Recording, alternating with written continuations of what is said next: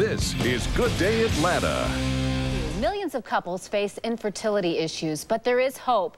Atlanta-based Dr. Michael Tucker is regarded as one of the top 10 scientists in this field in the world, and he's here this morning to tell us about some of the options. Doctor, good morning. Thank you so much for stopping by. Good morning, Suchita. Thanks for having me on the show. Oh, yeah. It's just a pleasure to be here. It's National Infertility Awareness Week, and we just want to have it out there that there are many millions of individuals that suffer from infertility. 7.3 men and women nationwide suffer from some level of infertility, and that's 1 in 8 of all couples that actually, from the CDC statistics. And it can be a very frustrating, emotional, not to mention expensive situation for couples to find themselves in. But Precisely. You say that there is hope. There are a lot of medical solutions out there. First of all, what causes infertility? Oh my gosh, a whole range of things. Back in the day, it was principally blocked tubes in the women. The eggs actually weren't getting to meet the sperm. Now, it's too long to list, but in essence, let's break down the numbers. There's about 30% of, if we take the whole infertility world, 30% of infertility is male-based, 30% is female, about 30% is actually combined, man and woman, and about 10% we can't fully explain. We can treat all those infertilities with IVF, but we do try some lesser therapies first. Okay, so what is the first step in overcoming infertility? What does your evaluation entail?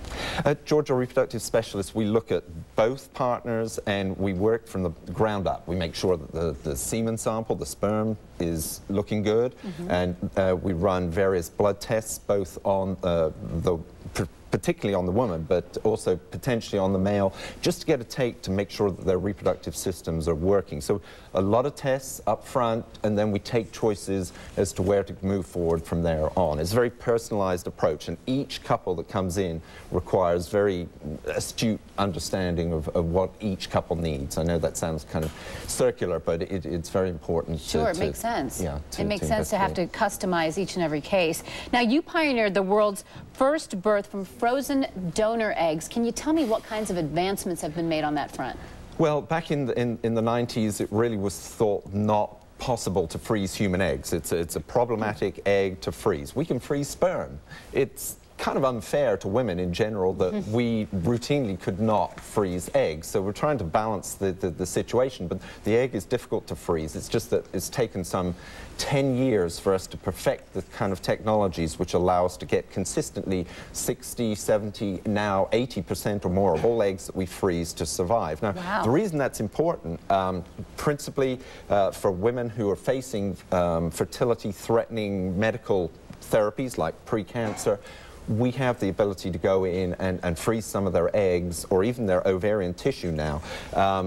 The other areas that we can branch into is actually being able to store donor eggs frozen so that we can provide a much more efficient and easier service for women who need donor eggs. Yeah, and it just opens up options for a lot of women, even for whom personal reasons, for personal reasons they want to delay having children. You've brought a very interesting container. This is a container that holds frozen eggs? Well, in this case, we don't actually have any in here, but I just thought I'd illustrate this by showing you the kind of storage facilities that we use just to stash what are little straws here. I don't know if you've got the camera on the table here, but these small straws get filled with individual eggs and are placed in into the larger container there and kept in storage. Now, we use much bigger tanks. This is actually a shipping tank. Wow. And not a lot of people are aware of this, but there are over 400,000 babies born worldwide from frozen embryos. More recently, about 1,000 babies born from frozen eggs. They're flying all over the world so these are in mobile shippers like this. Yeah, I mean, people are not aware of just how mobile the options are out there for people. So we use small tools like this to undertake this using, and the breakthrough really is, and this is a little plug for a textbook, it means nothing to your viewers, but vitrification actually allows you to get a much more consistent survival with egg freezing. So that's where we are with the technology. Lots of new hope out there for couples and for women. Okay, well, Doctor, I want to thank you so much for stopping by and sharing with us this morning. It's been really interesting. Thank you.